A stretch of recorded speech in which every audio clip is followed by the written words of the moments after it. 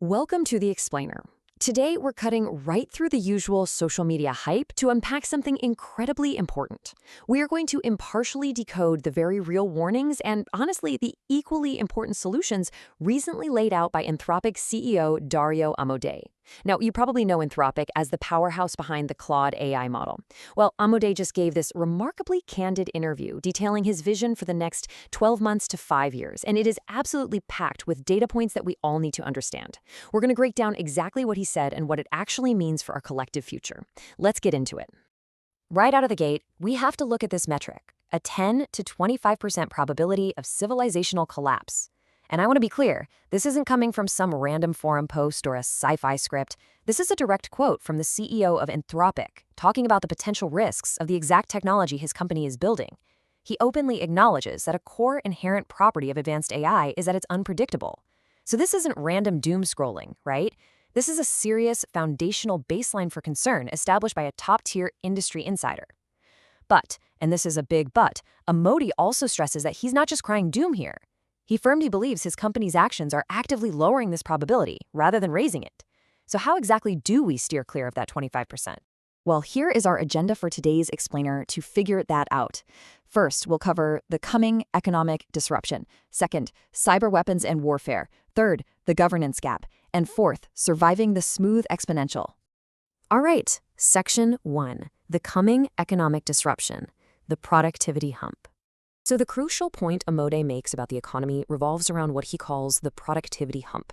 This is the chronological path that Anthropic is already seeing internally, and it's what they're predicting for entry-level white-collar fields. Think sales, finance, that sort of thing. Step 1 actually sounds great, right? You automate 90% of a job, and the human worker becomes literally 10 times more productive in that remaining 10%.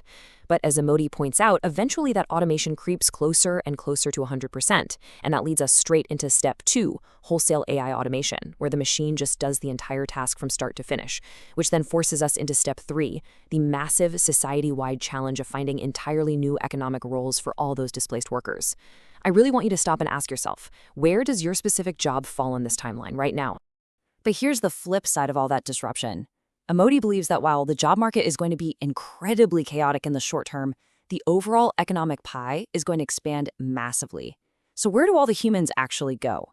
He outlines a few key areas highly likely to see a massive surge in demand. First up, anything in the physical world. While robotics is advancing, it is moving so much slower than AI information processing. We are going to need humans to build, manufacture, and construct physical infrastructure. Second, human-centered roles. Even if an AI can technically diagnose a medical issue or handle a customer service complaint perfectly, people inherently crave connection. We just want to talk to other humans about important things. And finally, AI direction. Humans are going to be desperately needed to align these incredibly powerful systems with our actual values and intentions. Section 2, cyber weapons and warfare, real-world applications. Now, the source material also dives into recent reports about Claude being used by the U.S. military, specifically through the Palantir Maven platform for AI-assisted targeting. The interviewer actually brought up a highly tragic incident in Iran involving a missile strike and civilian casualties, point-blank asking if Claude played a role. Amodei stated he doesn't know exactly how the models were used in that specific instance, acknowledging that military decision-makers can, unfortunately, make terrible mistakes. However, he drew a very strict line in the sand regarding how Anthropic operates. His core defense is that Anthropic mandates a human in the loop. Claude might assist with data, but a human absolutely must make the final call. He fiercely contrasted this approach with competitors, who he says are willingly handing over fully autonomous weapons capabilities, where the AI just makes the life-or-death decision entirely on its own. But you know, the physical battlefield isn't the only concern here. Let's look at the digital one.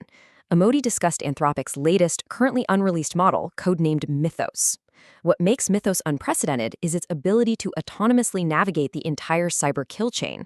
It doesn't just passively scan for weak spots, it proactively hunts for vulnerabilities and actually turns them into active exploits without any human prompting.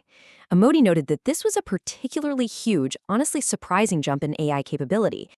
And the data backing this up is staggering. 271.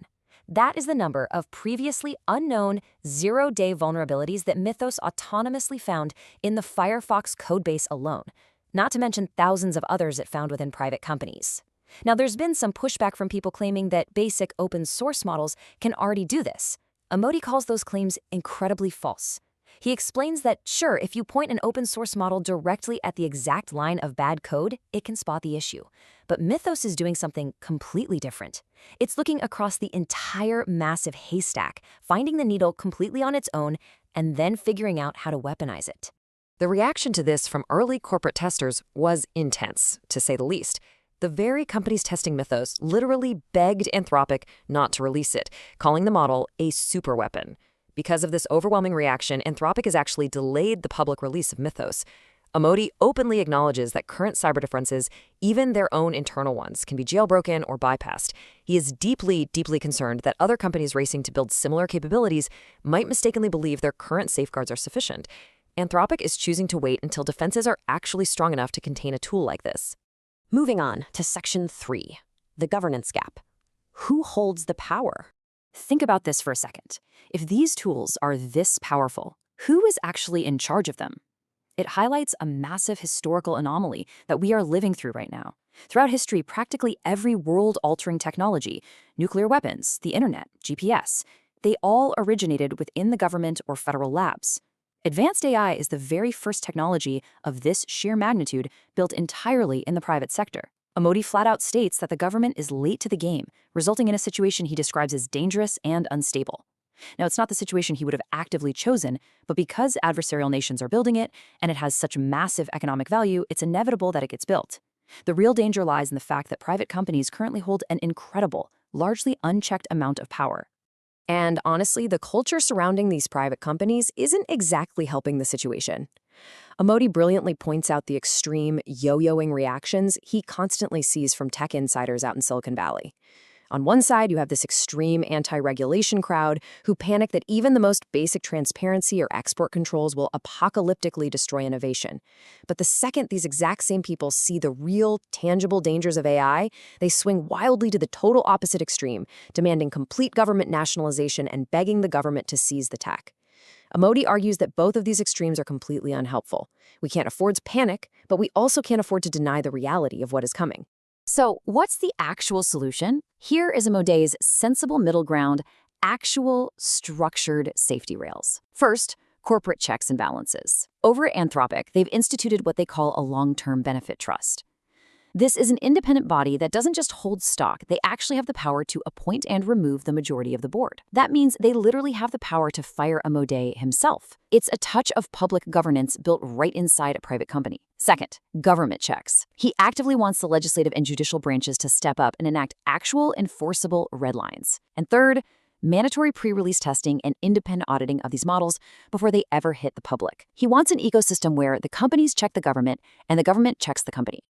Finally, Section 4, surviving the smooth exponential. So we've covered the economic disruption, the cyber weapons, and the governance gap.